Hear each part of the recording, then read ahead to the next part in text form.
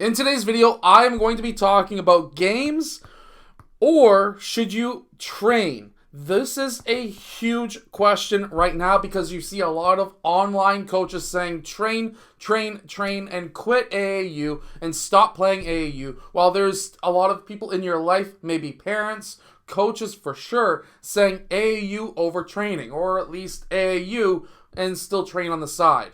Now, when you're looking at this from a glance, what is your average training session? Do you go 1 hour or 2 hours? Well, if you're looking at, let's say, a Saturday and then you look at a Sunday, if you are playing in a game, let's say on Saturday, you have a tournament, and let's say you've got 3 games on Saturday, and let's say you are a very good player and you played 30 minutes a game. Well, that is now 1.5 hours of basketball. 1.5 hours is a lot of basketball, but in that 1.5 hours, what are you actually doing? Well, most of it is going to consist of running, and while running is good and that's going to help you with your cardio, it's not necessarily going to help you with your basketball skills. How many shots are you going to take across 3 games? The average player is about maybe 4 shots per game. Now, if you are a very good player playing an entire game, you're probably going to get in the range of maybe 10, 12, if you're lucky, 15 shots. If you're a deadly player, maybe 20 shots. But generally speaking, you're going to be around 10 to 12 shots. So let's say on average, you're going to take 12 shots. That's across mid-range, threes, as well as layups or dunks. That's not including free throws. You might get an extra 4 or 5 shots on free throws, but those don't count. Those are just stationary shots that you would have taken just warming up anyways. So let's call it 12 shots. So that's 36 shots. 36 shots in 1.5 hours. Is that a good ratio? Let's say on Sunday you trained, and let's say you trained for 1 hour. Well, now this was a game, and now this is training. We'll put TR for training. In 1 hour of training, let's say, just for the sake of argument, the training session I had with David this morning, which was about 50 minutes after warm-up. In 50 minutes, I'm not too sure how many shots he took while we were going through the individual skills that was going over passing skills with his teammate, or the skills that we worked on when it came to being able to read if they should do a high or a low gather, or if they should kick the ball out for a 3-point shot, or is that player going to cut, depending on what the defense is doing. So when you're talking about those kind of skills, we worked on that for about 20-30 minutes. The last 20-30 minutes of practice, what we did was shooting. And I can tell you exactly how many shots we took. So this is a basketball court. We took 10 shots going from corner to wing. We took another 10 shots going corner to wing on the other side. We took 10 shots coming down from the half-court line down to the wing, and we took another 10. Again, we did the same on the other side. We took another 10 from the wing. And then we popped out from the post. That was another 10 shots. We did that on both sides. And then we took even more. We did a sprint from half, and then we dribbled to the free throw line on each side. That was another 10 shots. Now, we're already halfway there, or at least we've got, what's that, 80 shots so far. Well, then we did an Iverson cut. Well, we did an Iverson cut on either side. That was another, we'll put IV for Iverson cut because I'm not putting more and more arrows on this chart. That was 10. I did IV on this side as well. That's another 10. Now, this is just over 20 to 30 minutes. And this is not even all of it. There's more. Guess what? We went and also did the opposite post out to the far wing. Opposite post out to the far wing. That was another 10 shots each. Now, altogether, 10, 20, 30, 40, 50, 60, 70, 80, 90, 110, 120, 130. That is a grand total of 130 shots. That's not even including, we'll put SH for shots. That's not even including the fact that we went over passing, we went over reading defense, we'll put read D, and that's not even including the fact that we warmed up with layups and different things like that. Just the passing drills alone probably added another 20 shots. And then reading defense, because they're going to be popping or cutting, maybe that's maybe another 10 shots and 10 layups. So that's another 30 shots onto the total. So that's now 160 shots just on that 1 hour training. And we didn't even go for a full hour because they had to go warm up and things like that because it was before school. So when you're looking at skills, you're learning more in a training session than you are in a game. Now, this is where it starts getting interesting. What is a game used for? Well, a game is used to test your skills. You want to test your skills out against live defenders who do not know who you are. They don't know your tendencies, so they can't cheat on you. They can't cheat a certain way knowing that you maybe can't go left. So it is a test. It is a test against a real defender. What a game also does for you is it tests your game speed. However, you can do this with a defensive partner as well. Now, the issue is the fact that there are players right now who are getting 8 games per weekend. This seems like it is way too much to me. Now, the reason why this is too much is because if you are doing 8 games every single weekend, even if you are doing 4 games, that is 4 games, 2 on Saturday, 2 on Sunday, you're probably not training because there's a lot of contact in an actual real game, more contact, more unpredictable contact, and you need to rest after a game. Now, when it comes to during the week, what are you doing during the week to be able to prepare yourself for those games? The average player right now has maybe 3 hours worth of practice, an hour and a half and an hour and a half sometime during the week. What else are you doing during the week that you can actually do? Well, obviously everyone has school. School is very important and you need to have school. If you don't have grades, you're not going on to the next level. School takes up a lot of time, and for some players, they will use that as an excuse to not train. If you are an elite player or an average player or just a rec player, these are the differences that I see as a trainer between the 3 different types. Now, you can judge yourself on what level you are at, and if you want to attain a D1 university level, if you want to attain pro status, if you want to attain the NBA, this is how you can do it. So, I'm going to say the farthest left column, well, at least left on here, is the elite player. Middle column is the average. AVG is average. And then the right column is going to be the rec player. So the rec player, he's just going to show up to games. He might shoot around at recess. I'll say shoot at recess. That's about it. That's the rec level player.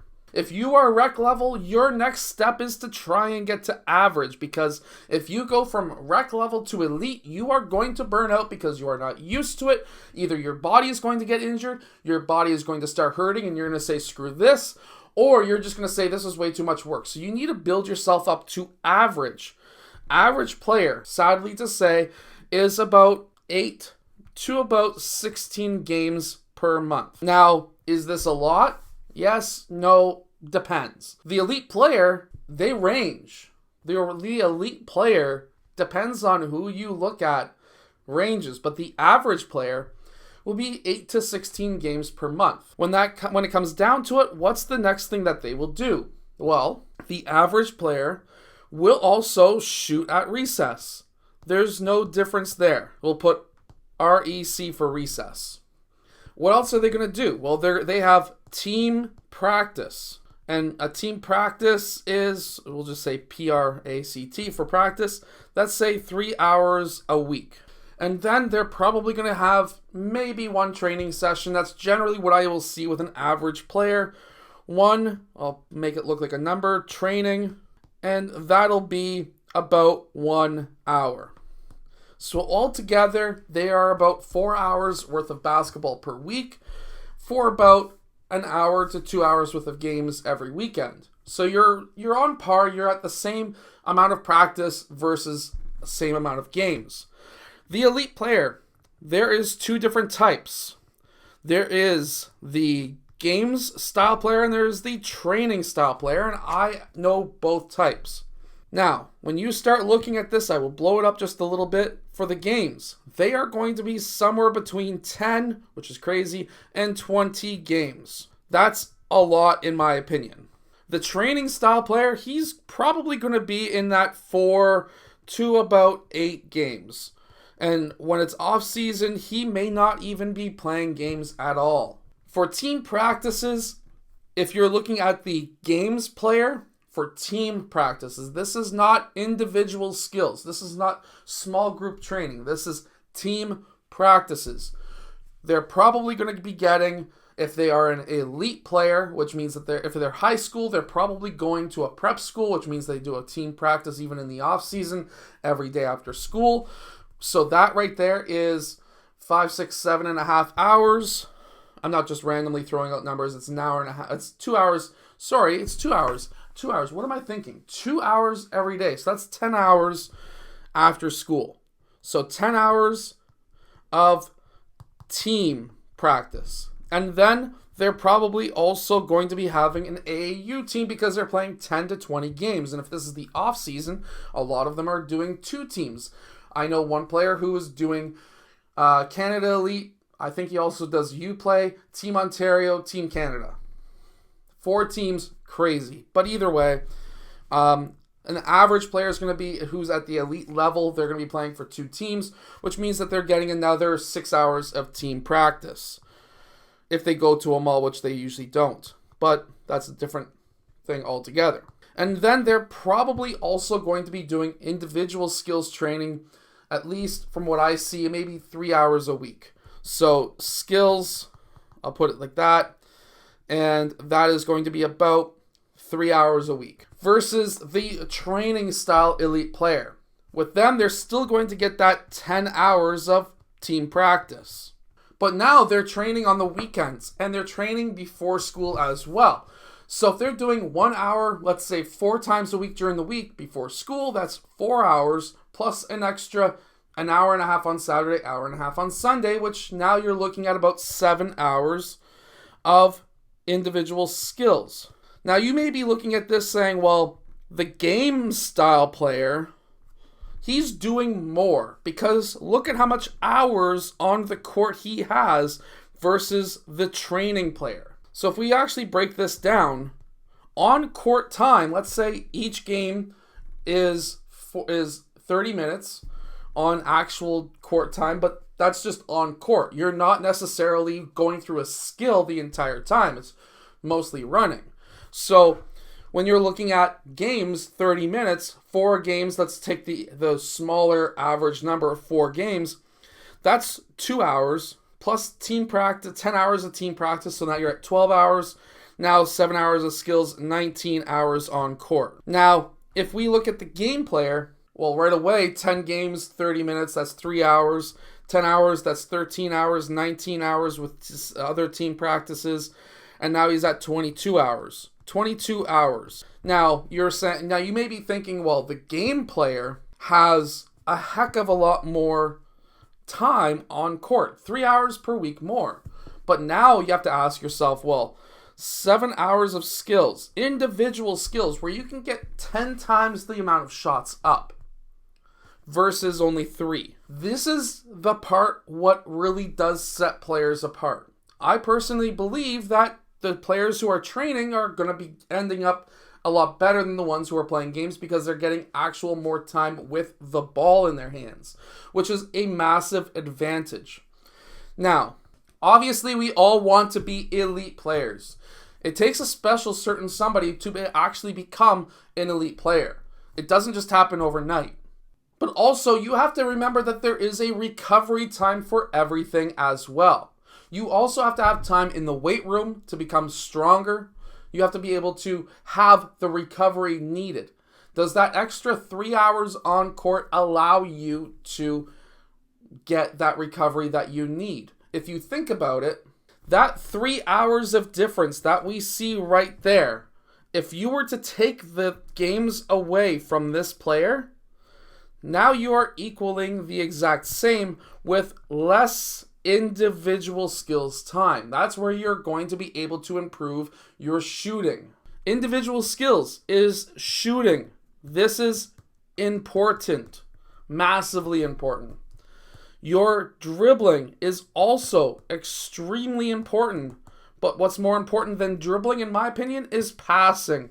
And if you are practicing or training with a partner and you have a skills trainer who can then teach you how to read defenses, you are going to learn how to pass. There are too many players. I know a player right now who doesn't like to pass because his coaches have always told him that he sucks at passing, yet he plays on, I think, 3 different teams.